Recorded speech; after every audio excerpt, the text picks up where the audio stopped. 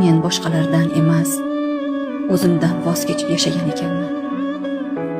Odamlarni ranjitmay deb qalbimni ranjitib qo'ygan ekanman. Boshqalarni eshitay deb o'zimni eshitmay qo'ygan ekanman. Sabrni noto'g'ri tushunibman. Chidash deb sukutni, tavakkul deb o'zimni unutishni tanlabman. Alloh esa hammasini ko'rib turibdi. Shuning uchun u to'xtatadi, jim qiladi. O'zingizni topishingiz uchun yolg'iz qoldiradi. Chunki banda o'zini yo'qotib qo'ysa, ibodat ham og'ir kelar ekan. Qalb charchasa, hatto duo ham ko'z yoshga aylanar ekan. Bugun tushundim.